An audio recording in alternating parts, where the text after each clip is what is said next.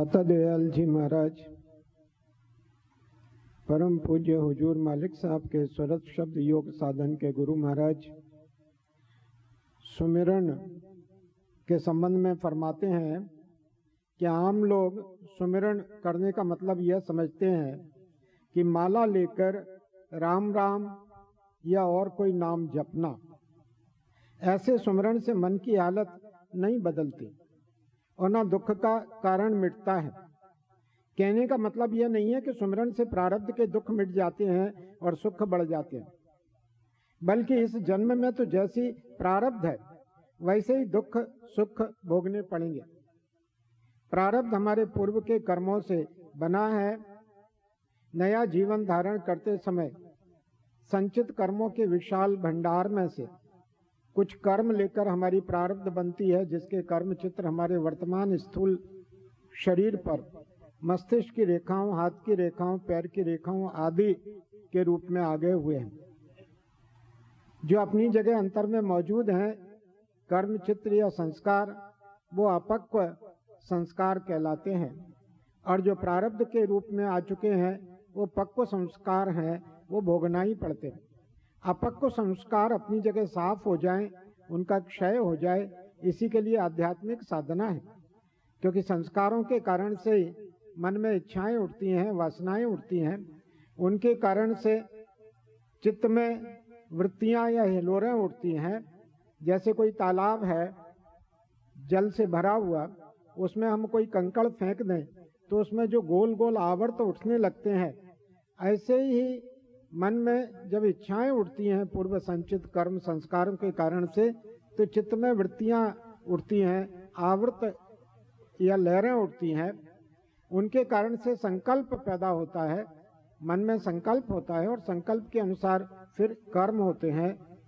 और चूंकि पूर्व संचित कर्म संस्कार मौजूद हैं, इसलिए वो नया कर्म मैं कर्ता के भाव से आसक्ति युक्त होता है, और आसक्ति युक्त होने से उस कर्म के संस्कार संचित होते हैं, और वो संचित संस्कार फिर इच्छाएं उठाते हैं, चित्त में वृत्तियां उठती हैं, फिर संकल्प होता है, फिर कर्म होते हैं, फिर संस्कार होते हैं।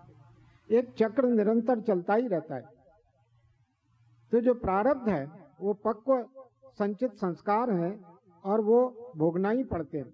तो कहने का मतलब यह नहीं है कि सुमिरन से प्रारब्ध के दुख मिट जाते हैं और सुख बढ़ जाते हैं, बल्कि इस जन्म में तो जैसी प्रारब्ध है वैसे ही सुख और दुख भोगना पड़ेंगे।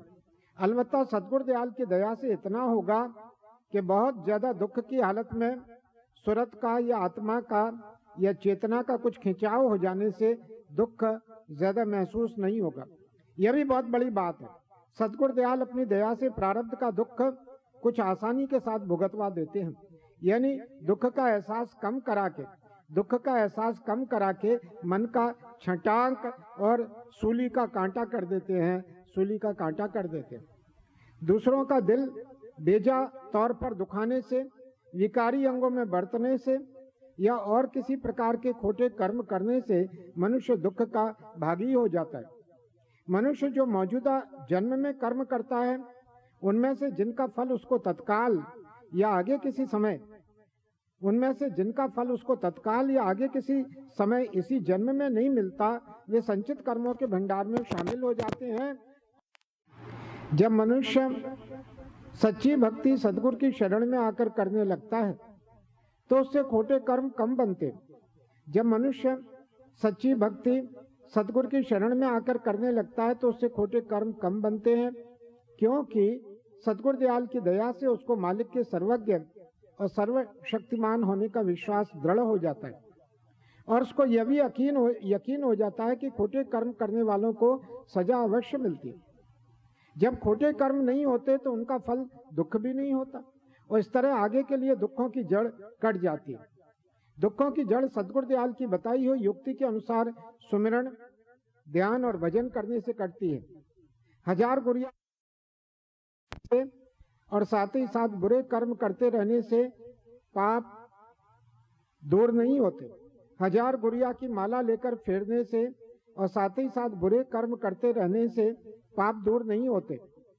और जब पाप दूर नहीं होते तो पापों के फल जो दुख हैं वो दुख कैसे दूर होंगे। असली सुमिरन यह है कि मालिक की याद मालिक की याद दिल में सदा बनी रहे। जैसे परदेश गए हुए अपने लड़के की याद माँ नहीं भूलती, वह अपने घर का सब काम काज करती है, पर अपने लड़के की याद उसको बनी ही रहती है। इसके लिए उसको माला हाथ में लेकर लड़के का नाम जपने की जरूरत नहीं रहती। यही सच्चा सुमिरन, यही सच्चा सुमिरन। इसी तरह परिश्रम, रोजगार, संसारी काम करते हुए भी मालिक की याद दिल में खलती रहे, मालिक की याद दिल में खलती रहे। यह प्रार्थना जब तब हृदय से निकलती रहे कि हे सर्वोपरि परमात्मा, मेरी आत्मा आपकी अंश है। यह प्रार्थना जब तब यानी बीच बीच में हृदय से निकलती रहे कि हे सर्वोपरि परमात्मा, मेरी आत्मा आपकी अंश है। सो इसको परम चैतन्य सिंधु में जो आपका असली रूप है कब मिलाओगे, कब मिलाओगे। हम करोड़ों जन्मों से जन्म मरण के दुखों में फंसे हुए, इनसे छुटकारा पाने के लिए ऐसी प्रार्थना ठंडी आह के साथ अगर हमारे हृदय से नित्य निकलती रहेगी तो परम चैतन्य सिंधु से दया और प्रेम की धार हमारी तरफ को जारी हो जाएगी।